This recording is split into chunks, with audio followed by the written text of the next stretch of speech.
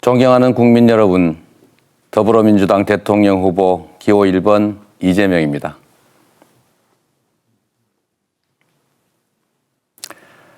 오늘부터 방송 연설을 시작합니다. 오늘은 첫 번째 시간으로 저 이재명을 국민 여러분께 소개해 드리려고 합니다. 국민께서 보내주신 질문에 답하는 방식으로 제가 살아온 이야기를 해 드리려고 합니다. 첫 번째 질문입니다. 어린 시절 이재명은 어떤 아이였나요? 한마디로 친구들과 잘 놀고 활발하고 씩씩한 아이였습니다. 초등학교 1학년 성적표에도 그렇게 적혀 있습니다.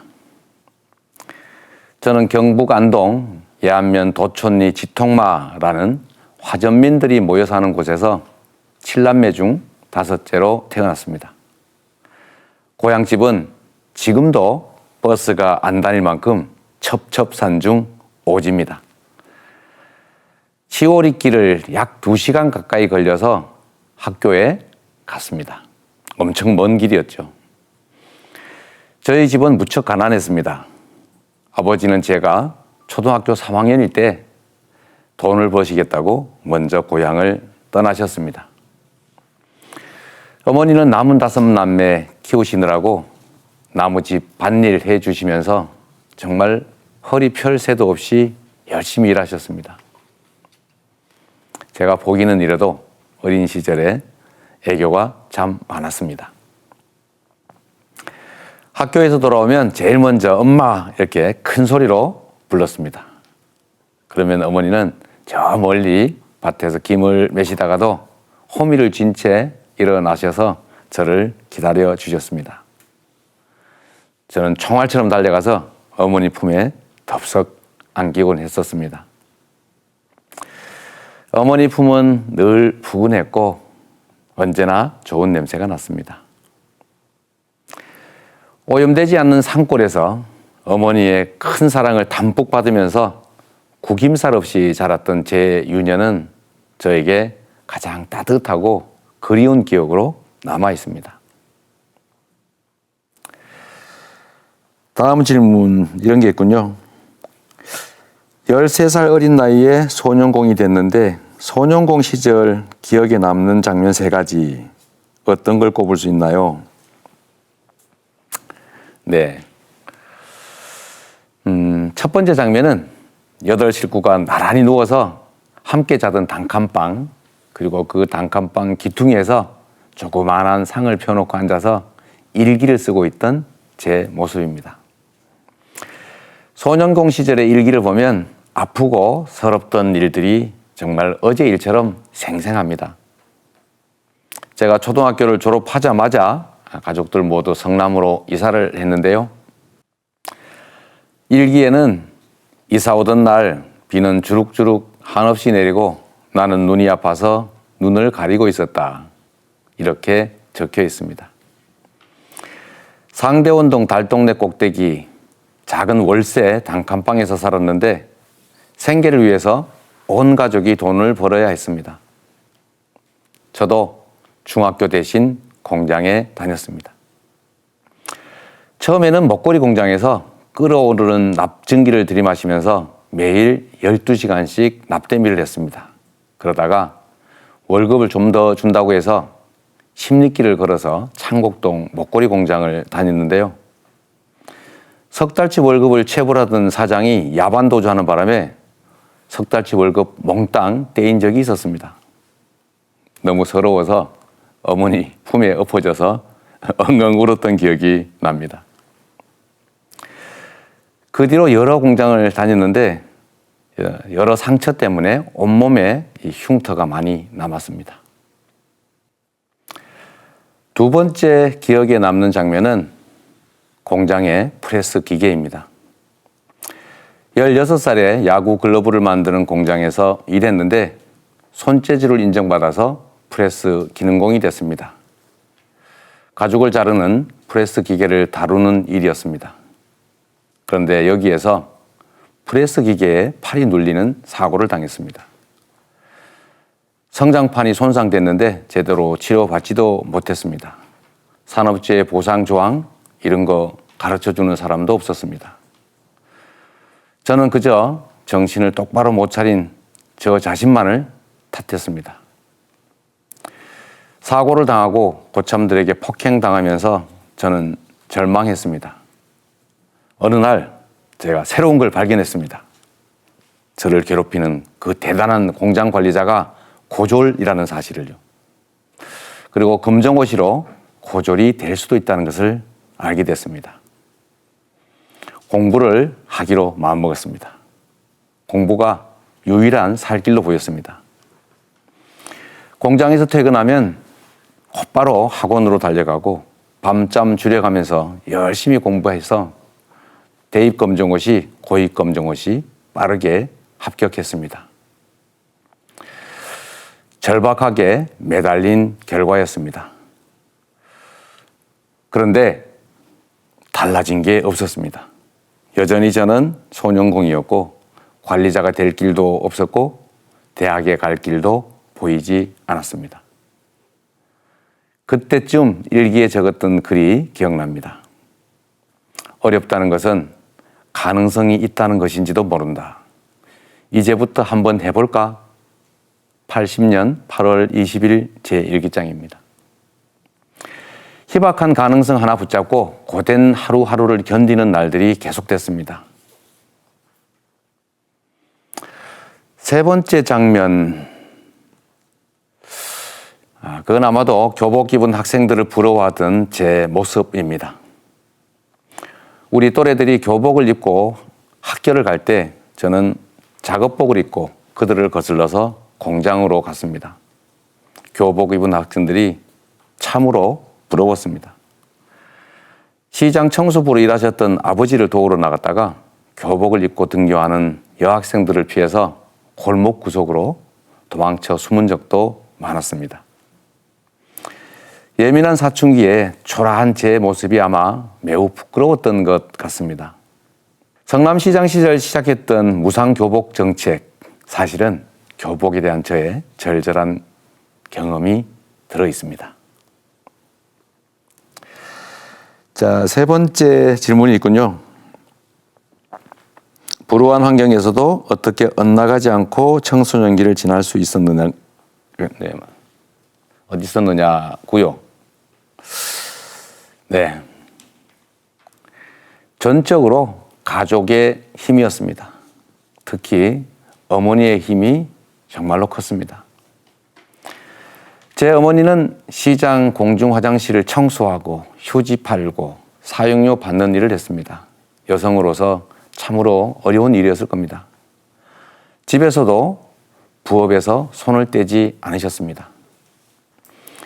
남매들 중에서 가장 어린 나이에 공장에 다니는 저를 늘 안쓰러워하셨습니다.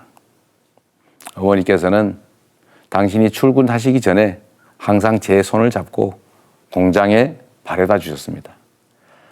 제가 야근에 또 철야에 늦게 퇴근하면 그 늦은 새벽까지 저를 기다려 주셨습니다. 어머니와 함께 손잡고 걷던 새벽 골목길, 그 길을 떠올리면 지금도 목이 맵니다. 그때도 지금도 어머니는 저에게 하늘입니다. 그 고단한 삶 속에서도 어머니는 제게 넘치는 사랑을 주셨습니다. 언제나 저를 전적으로 믿어주셨고 어떤 결정이든 100% 지지해 주셨습니다. 늘 우리 넷째 아들 나중에 꼭 잘 될 거야 이렇게 말씀하셨습니다. 그 말이 제겐 그야말로 신비의 명약이었습니다. 아무리 힘들어도 다시 일어서게 만드는 그런 힘을 가진 마법의 말씀이었습니다. 그래서 일탈 그런 거 유혹이 왜 없었겠습니까? 그러나 그 길로 가지 않고 바르게 이 길로 왔습니다. 평생 고생만 하시던 어머니는 많은 한을 남기시고 2년 전 지금 이때쯤 돌아가셨습니다. 제가 대통령 후보가 되고 전국을 다니면서 유난히 어머니 생각이 많이 났습니다. 제 어머니처럼 평생 고단하게 사셨던 분들이 제 손을 꼭 잡고 이 후보 우리 좀 잘 살게 해줘 이렇게 말씀하실 때마다 정말로 우리 국민들의 삶을 제대로 잘 살피는 유능한 정치인이 돼야 되겠다, 이렇게 다짐했습니다. 네 번째 질문입니다. 가난은 이재명의 삶에 어떤 영향을 미쳤습니까?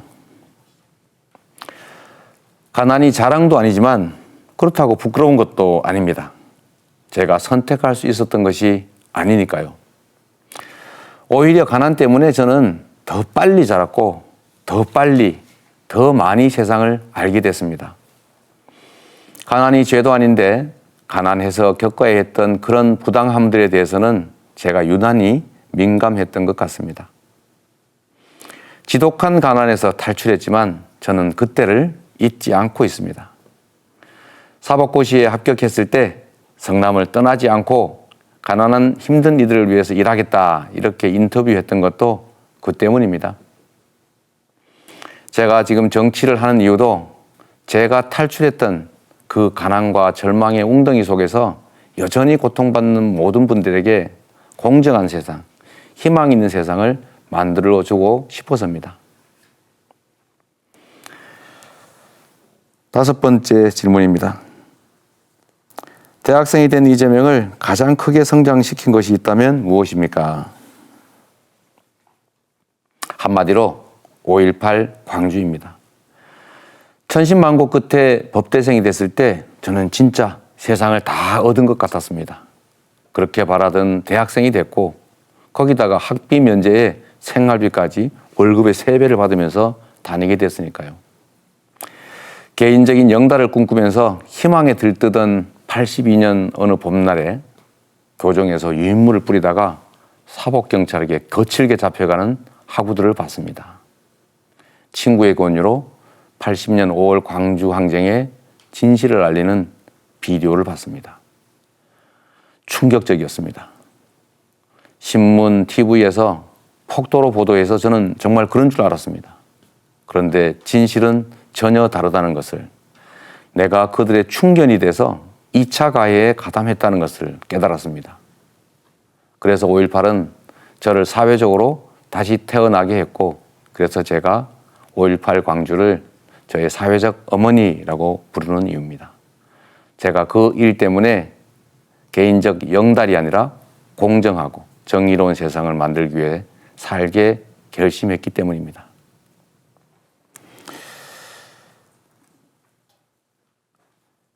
사법고시에 합격한 뒤에 꽃길을 마다하고 인권 변호사가 됐는데 솔직히 내적 갈등 없었습니까? 저라고 왜 마음속에 출세욕이 없었겠습니까?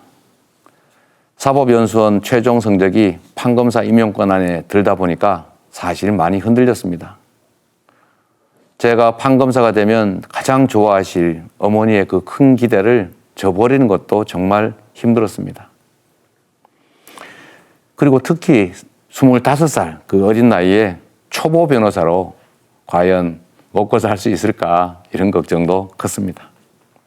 그러던 중에 한 인권 변호사의 강연을 듣게 됐습니다. 바로 노무현 변호사셨습니다. 하고 싶은 일을 용기 있게 해라. 변호사, 내가 해보니까 절대 안 굶는다. 이 말씀이 제게 확 와닿았습니다. 밥은 안 굶을 테니까 제 욕심을 조금만 드러내면 억압 갖고 억울한 많은 사람들을 도울 수 있겠다 생각이 들었습니다. 그래서 25살 새파란 변호사가 소련공으로 자라왔던 성남에서 사무실을 열게 됐습니다. 원칙은 2가지였습니다.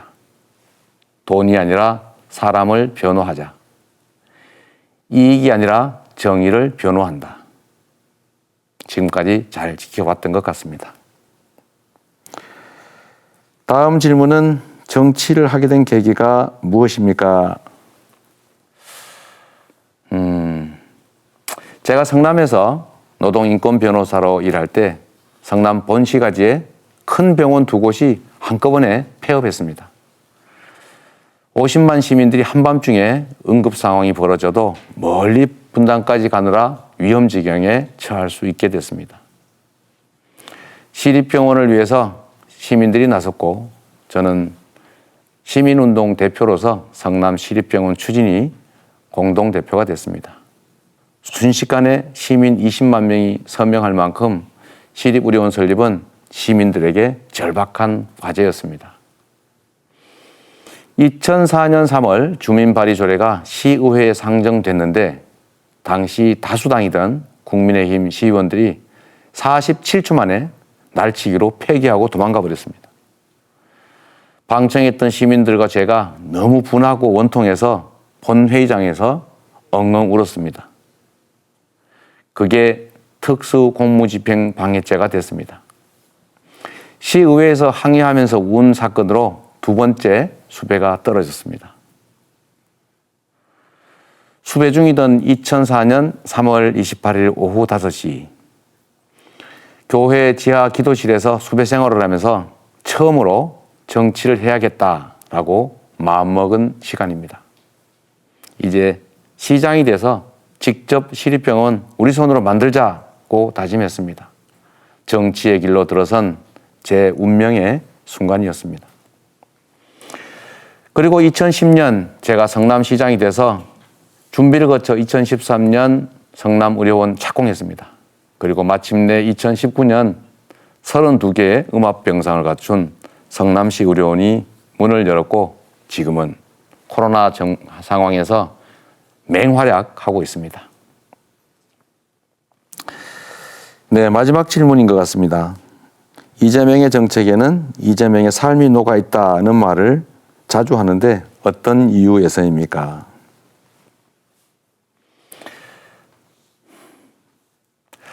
저는 국민들이 체감하는 정책을 많이 만드는 것이 중요하다라고 생각했고 또 실제 많이 만들었습니다. 성남시장 8년, 경기도지사 3년 동안 제가 만들어 집행한 모든 정책에는 가난하고 참혹했던 저의 삶 그리고 평범하고 어려운 우리 국민들의 삶이 그대로 녹아 있습니다. 아버지께서 시장에서 주워온 거의 상한 과일만 먹었던 저의 개인적 경험이 경기도의 어린이 건강과일 지원사업 모태가 됐습니다. 검정고시 학원비 7,000원이 없어서 공장에 다니다가 산재 장애인이 됐던 저의 개인적 경험이 청년 기본소득의 뿌리가 됐습니다. 20만 원이 없어서 일가족이 극단적 선택을 하는 이 현실이 경기도의 소액 극저신용대출 사업의 출발이었습니다. 누군가는 포퓰리즘이라 비난하지만 성남 시민과 경기도민들께서 크게 만족하셨고 그 성과 때문에 저를 지금 이 자리까지 보내주셨습니다. 성남시장, 경기도지사 시절 공약 이행률 평균 95%가 넘습니다. 실천했고 실적으로 실력을 증명했다고 자부합니다. 저는 자신 있습니다. 국민 여러분께서 저 이재명을 대통령으로 선택해 주시면 성남 시민, 경기도민들이 그러셨듯이 대통령 한 사람 바뀌었을 때 내 삶이 얼마나 바뀔 수 있는지 실적으로 체험시켜 드리겠습니다. 사랑하는 국민 여러분, 이번 3월 9일 저 이재명을 선택해 주시면 위기에 강한 경제 대통령으로서 위기 극복을 넘어 기회가 넘치는 성장 국가, 희망과 꿈이 가득한 공정한 사회를 만들어서 반드시 보답하겠습니다. 고맙습니다.